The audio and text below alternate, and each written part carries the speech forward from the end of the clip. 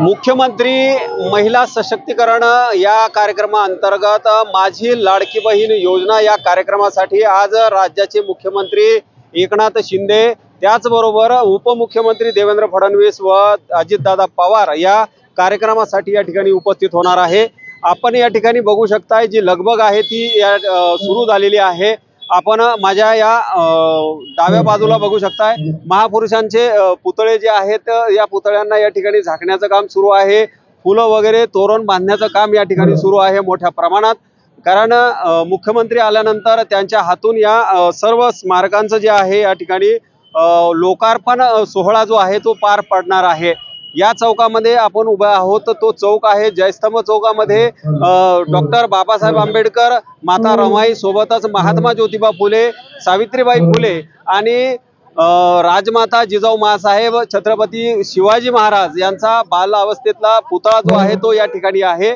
सोबतच लोकशाहीर साहित्यरत्न अण्णाभाऊ साठे यांचा देखील पुतळा या चौकामध्ये आहे आणि त्याच्या बाजूलाच आपण बघितलं असेल तर समोर आपल्याला या ठिकाणी दिसतं आहे जे लाल चादर या ठिकाणी कव्हर केलेला आहे। त्या ठिकाणी धर्मवीर छत्रपती संभाजी महाराज यांचा पुतळा आहे, त्याचं देखील या ठिकाणी अनावरण जे आहे मुख्यमंत्री यांच्या हस्ते होणार आहे। सोबतच संत गाडगेबाबा असतील, संत रोहिदास महाराज असतील यांच्यासह तानाजी मालुसरे व अशा विविध जे महापुरुष आहेत या महापुरुषांच्या पुतळ्याचं अनावरण जे आहे आज मुख्यमंत्री एकनाथ शिंदे व उपमुख्यमंत्री देवेंद्र फडणवीस, अजितदादा पवार याचबरोबर महिला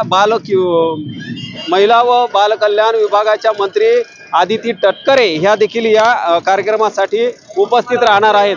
तर आपण या ठिकाणी बघू शकता ही जी व्हॅन आहे या व्हॅनला देखील या ठिकाणी सजवण्यात आलेलं आहे। या व्हॅन मध्ये हे पायलटिंग जे आहे ते या ठिकाणी आपण बघू शकता, पोलिसांची पायलटिंग सुरू झालेली आहे। मुख्यमंत्री जवळपास 12:30-1 वाजेच्या दरम्यान या बुलढाणा शहरामध्ये दाखल होणार आहेत। त्या दिशेने हेलिपॅडच्या दिशेने हे जे आहे हे गाड्या ज्या आहेत हे जे वाहनं आहेत हे वाहनं त्या दिशेने जाताना आपल्याला बघायला मिळत आहेत। सोबतच कुठलाही अनुचित प्रकार घडू नये याकरिता मोठा पोलीस बंदोबस्त देखील तैनात करण्यात आलेला आहे आणि आरोग्य विभाग असेल व नगर परिषदेचा ज्या काही सुविधा या ठिकाणी लागतात त्या सर्व सुविधा उपलब्ध करून दिलेल्या आहेत आणि हा कार्यक्रम सुरळीत पार पडावा यासाठी बुलढाणा नगरीमध्ये या ठिकाणी मोठ्या प्रमाणात महिला बाहेर गावावरून असतील, जिल्ह्याभरातून असतील महिला या ठिकाणी दाखल होत आहेत। जवळपास 450च्या आसपास बसेस ज्या आहेत त्यांना बुलढाणा शहरामध्ये आणण्यासाठी प्रशासनाने या ठिकाणी लावलेले आहे। दीपक मोरे, नवराष्ट्र, बुलढाणा।